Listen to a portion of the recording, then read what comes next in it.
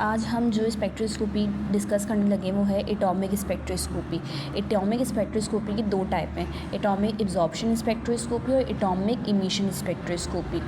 ये एक स्पेशल किस्म की टेक्निक है जिसमें क्या होता है, अच्छा जो हमने जितनी भी पहले क्या नाम है स्पेक्ट्रोस्कोपी टेक्निक्स पढ़ी, जैसे IR, UV visible, mass spectroscopy, इन सब में हमने क्या किया था, इन सब में क्या हुआ था कि सिर्फ जब हमने एनर्जी दी थी, यानी जब हमने अपनी रेडिएशंस दी थी, इलेक्ट्रोमैग्नेटिक रेडिएशंस, तो उन्होंने उसको एब्जॉर्ब करके फिर स्पेक्ट्रम दिया था।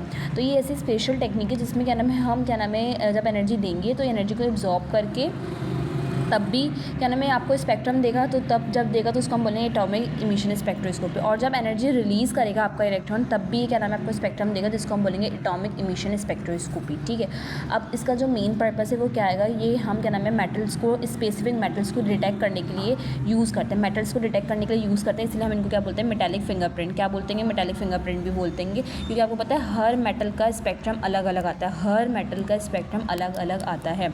Atomic absorption and emission spectroscopy are established techniques used to identify elements in various samples.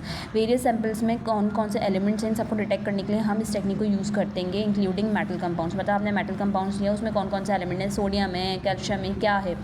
With in an atom electrons are distributed in different energy levels. आपको पता है एक किसी भी एटम में इलेक्ट्रॉन्स क्या हुए होते हैं, डिस्ट्रीब्यूट हुए होते हैं। व्हेन एटम रिसीव एनर्जी, जब एटम्स को आप क्या दोगे, एनर्जी दोगे, तो जाहिर सी बात है किसी भी एक्सटर्नल सोर्स से, जैसे कि हीट से या इलेक्ट्रिक डिस्चार्ज से, या electrons can be promoted to higher energy level. तो जाहिर सी बात है उनको एनर्जी मिलेगी, हीट दो, लाइट दो, उनको एनर्जी मिल गई, अब वो क्या नाम है हायर एनर्जी लेवल पे चल जाएंगे।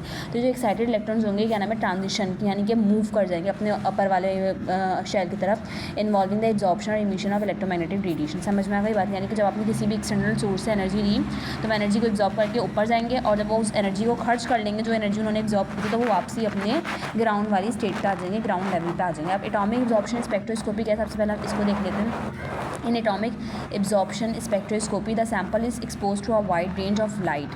The atom selectively absorb specific wavelength of light. मतलब आप लाइट दोगे, ठीक है, आप लाइट दोगे और वो एटम्स क्या होंगे कि एनर्जी को एब्जॉर्ब कर लेंगे, ठीक है। With the energy needed to elevate the electrons to higher energy level, the absorb wavelength of light appeared at dark lines, a unique pattern specific for the element. By examining the absorbed wavelength, a chemist can identify the presence of specific element. भाई आप specific element को आपने determine करना है given sample में, इसलिए आप इस टेक्निक को यूज़ करते हो। आपके पास क्या नाम है, कहते हैं एनर्जी दी। अब देखो यहाँ पे कैसे एनर्जी दी है, कैथोड लैम्प के जरिए। किसके जरिए, कैथोड लैम्प के जरिए। कैथोड लैम्प के जरिए क्या नाम है आपने क्या नाम है एनर्जी दी, ठीक है। जैसे हमने एनर्जी दी वैसे ही क्या होगा, वैसे ही क्या नाम है वो इलेक्ट्रॉन्स का नाम है हाई एनर्जी लेवल पे मूव कर जाएंगे, क्योंकि उन्होंने एनर्जी को एब्जॉर्ब कर लिया है। और एज अ रिजल्ट जो एटॉमिक एब्जॉर्प्शन स्पेक्ट्रोस्कोपी होता है ना, उसमें इस तरीके से आपको स्पेक्ट्रम नज़र आता है, जिसमें क्या नाम है कलर्ड बैकग्राउंड होता है, जिसमें क्या होता है कलर्ड बैकग्राउंड होता है। कलर्ड बैकग्राउंड भी बोलते हैं, और क्या बोलते हैं ब्राइट बैकग्राउंड होता है, ठीक है, ब्राइट बैकग्राउंड होता है। और ये जो लाइंस होती हैं ना वो डार्क लाइंस होती हैं, डार्क लाइंस होती हैं। आप लोग को नज़र आ रही है,